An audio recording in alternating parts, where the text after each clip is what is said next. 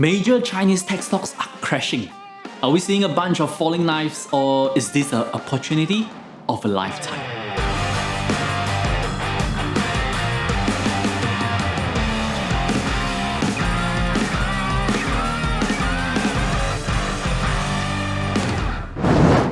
Hi guys, Stanley here. I'm the co-founder of valueinvestasia.com, an investment portal where we'll give you the investment news and also in-depth analysis on listed companies every single week.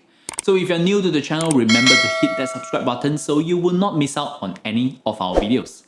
And thank you to our sponsor of this video, ShareInvestor Web Pro. ShareInvestor Web Pro is one of the best value for money data providers that I have used so far. The web-based software allows me to look through up to 10 years of financial data of a company at a glance and even compare a few companies together.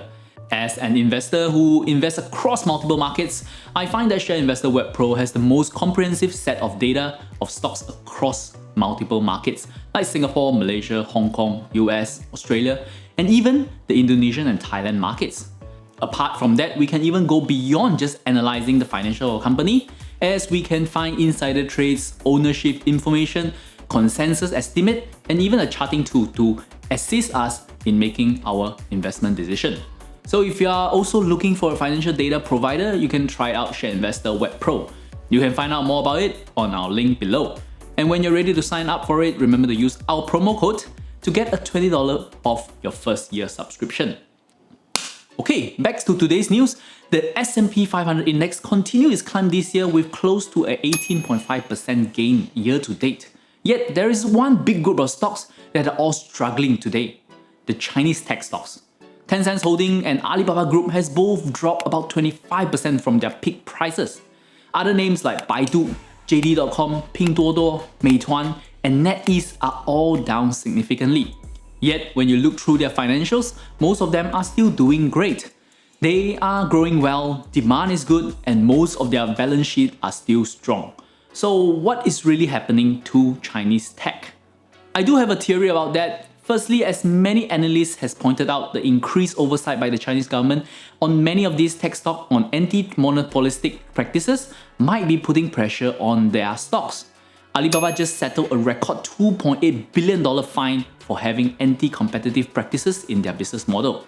Tencent Holding wanted to consolidate their influence in the game live streaming space by merging two of its investee companies, Huya and Douyu.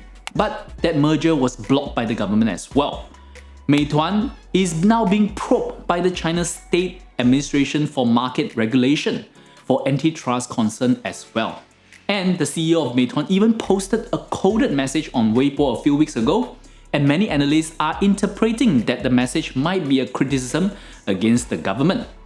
But of course, the CEO did not confirm. So all very dramatic and juicy. But apart from this increased regulatory oversight, something deeper might be happening as well.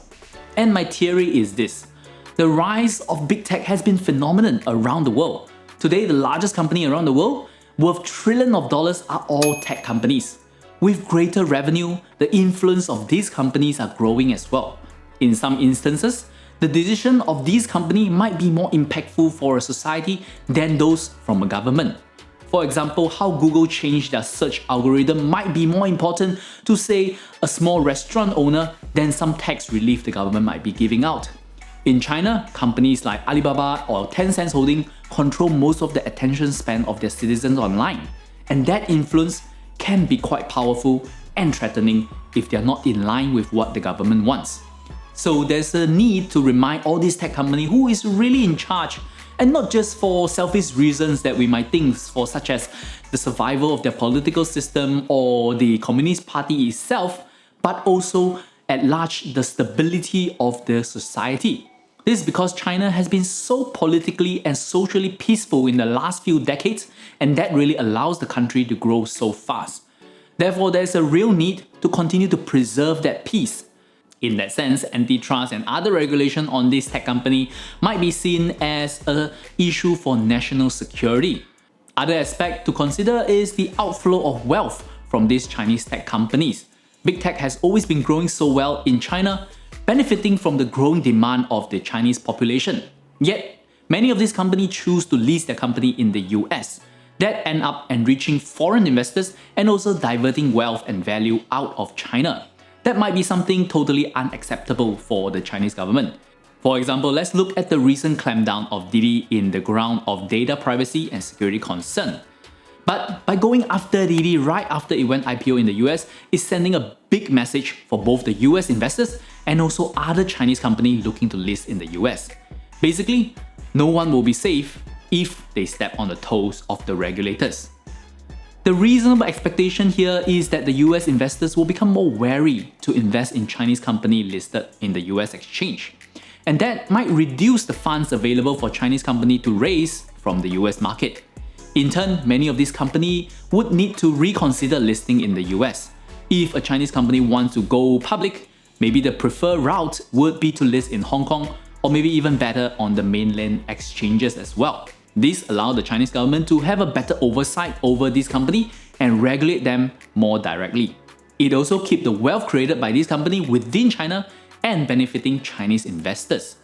This is also in line with the government's long-term plan to build up its own financial system and break away from the reliance on the US financial system. In Chinese, they call this 一石二鸟, or killing two birds with one stone. The Chinese government can achieve two objectives with just one move: to keep Chinese wealth within China and to keep control of this company within their own jurisdiction. So if this theory is right, how will all this change the Chinese stock in the future?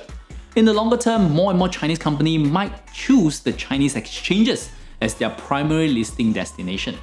And those already listed in the US might have to do a secondary listing in China as well. We have already seen that happening to companies like Bilibili, NetEase, and JD.com. So that trend might continue.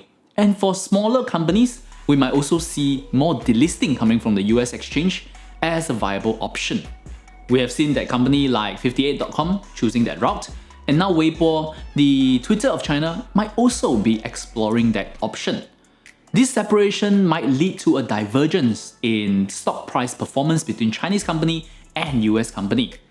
For investors, we might have to end up investing in Chinese company only through the Chinese exchange and US company only through the US exchange in the future. For now though, I feel the decline in these stocks are more based on the uncertainty surrounding all these changes and not really reflecting the fundamentals of the business. So for the long-term investor in me, I see them more as opportunity right now for us to start investing in. But maybe the company listed on the Chinese exchange might have a slight advantage over those only listed in US.